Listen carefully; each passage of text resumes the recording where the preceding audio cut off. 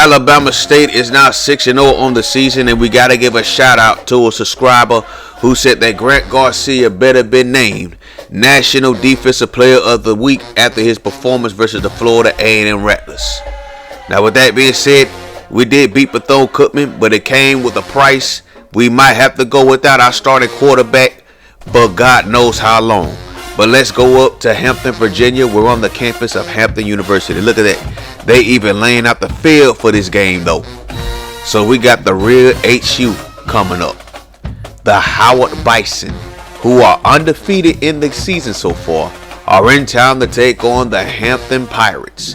This is going to be a very interesting game because Howard looks like they're on the verge of taking the Ncaa, but Tennessee State might have some words for them for that. This is crazy. This season has been absolutely nuts so far. But in real life, a crazy start to the college football season. So we saw the SWAC Ncaa Challenge where Jackson State beat up on the South Carolina State Bulldogs. South Carolina State did nothing on offense, and shockingly, their defense was very, very bad. And that Jackson State team looks way more physical. The only thing I want to see them do is run the football a little bit more, because they do have some backs back there. And then you saw in real life in the Labor Day Classic as the Alabama State Hornets pulled off a big win versus the Southern Jaguars. That was their first time beating Southern in a very long time. And speaking of which, look at this right here though. Look at that. Cutler, no relation to the Jay Cutler, picking off that pass, getting the ball at the Hampton 3-yard line. So let's see what the Bison do with it. The snap right there. There goes Zipperhart taking the handoff. Touchdown Howard. Howard gets it to the end zone. They strike first after the big turnover. They're up 7-0. So here goes Howard back on offense once again.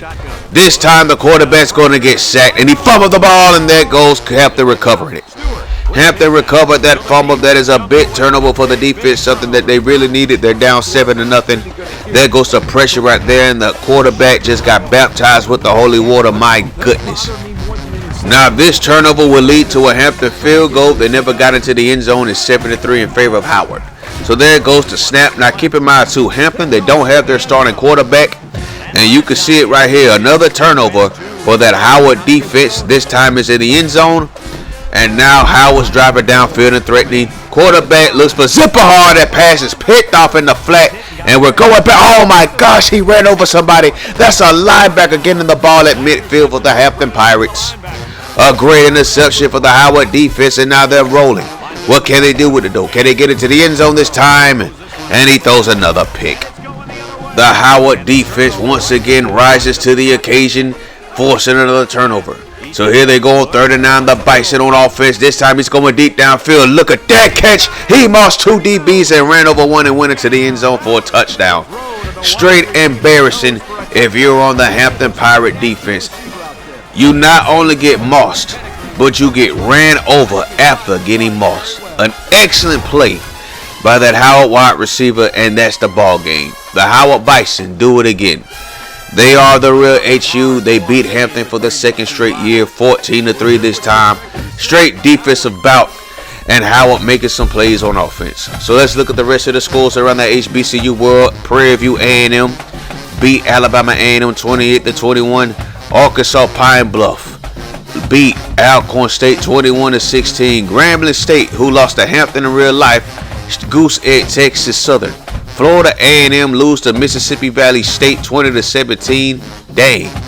And then you have Southern defeating Jackson State 24-21. Jackson State having a putrid season. Thank goodness this isn't real life. Delaware State beats Morgan State. South Carolina State beats North Carolina A&T. Tennessee State beats Norfolk State 38-17. Howard, of course, you saw them beating Hampton.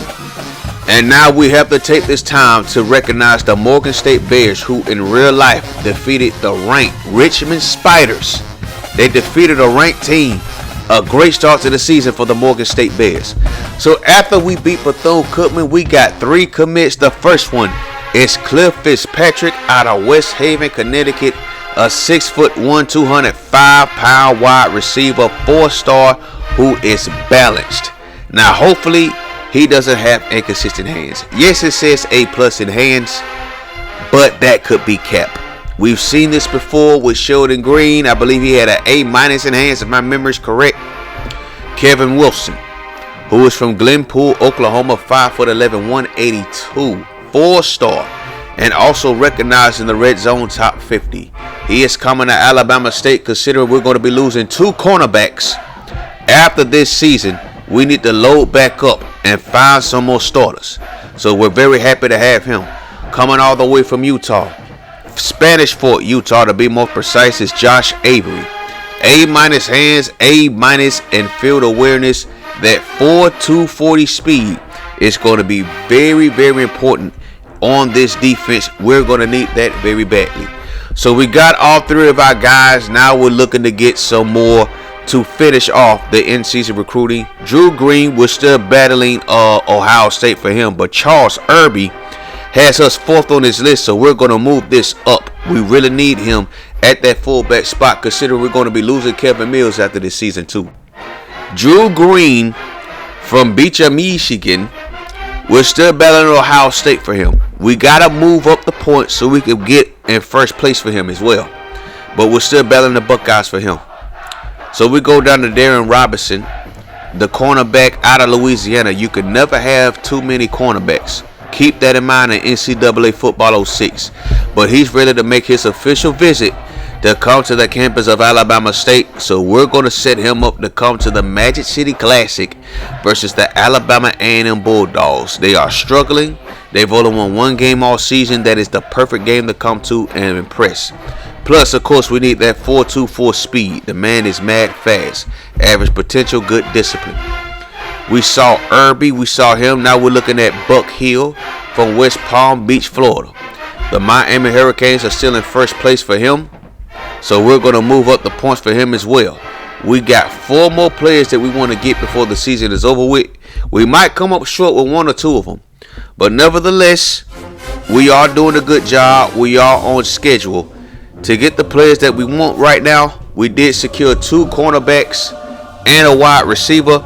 I at least want to get that quarterback. We at least need to secure him before the season is over. Him and at least 1 more, that last cornerback from Louisiana. Irby, if we don't get him, we're settling with getting a fullback during the offseason. I'm cool with that. We did get both Kevin Mills and the other fullback in the offseason, so I'm not mad about that.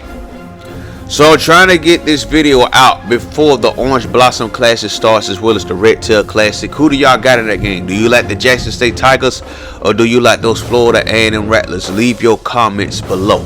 I'm trying to get this video out as fast as I can. As of right now, it is almost 11 o'clock where I'm at.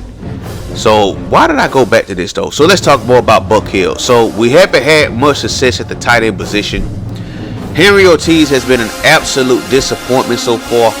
We was hoping he would shine for his senior season, but so far it's been the same old Henry Ortiz. Inconsistent hands, despite the fact that he's 94 overall right now. So as you look at the top 25 polls, I must say, now I'm talking about real life. The Howard Bison, they did not look that bad against Eastern Michigan when they went down to Ypsi, Michigan to play them. But I won't be surprised if they have a battle for the MEAC this season. Morgan State made some noise when they beat Richmond. They look very impressive. I don't know about South Carolina State. I still think they have a lot of questions that need to be answered, especially on the offensive side of the ball. The Heisman watch list looks like this. Taylor Pollard, who is having a great season, man. He's having an excellent season with Michigan, is on top of the list, followed by Sean Gardner, the running back for Alabama. Will Thompson, also for Michigan, is on this list. Tommy Chavez, the wide receiver from Alabama State, is back on the list at 4th. And then finally, we got the quarterback from Texas Tech by the name of, thank you, Danny Thomas, who is looking to move up on that list. They did win against Kansas State. Look at Adam Sullivan being recognized as National Defensive Player of the Week, representing the Grambling State Tigers though. This man had an absolute game. 6 tackles, 4 for loss, 2 sacks, 2 forced fumbles, and a tutty. I wonder if that was a scoop and score. Could have been. Have no idea though. William Macy of Delaware State had a big game versus Morgan State. George Hill of Howard had a big game with 3 tackles and 2 INTs. Let's take a look at this battle for the MEAC right now though. Tennessee State and Howard looks like it's going to be those two. It looks like it's going to be a battle for the MEAC, and I can't wait to see how that turns out. Join us next time though. We're going down to Houston, Texas. We are taking on the Texas Southern Tigers. They've only won one game all season, but they are not an easy opponent to deal with at all. We'll catch y'all later. Peace.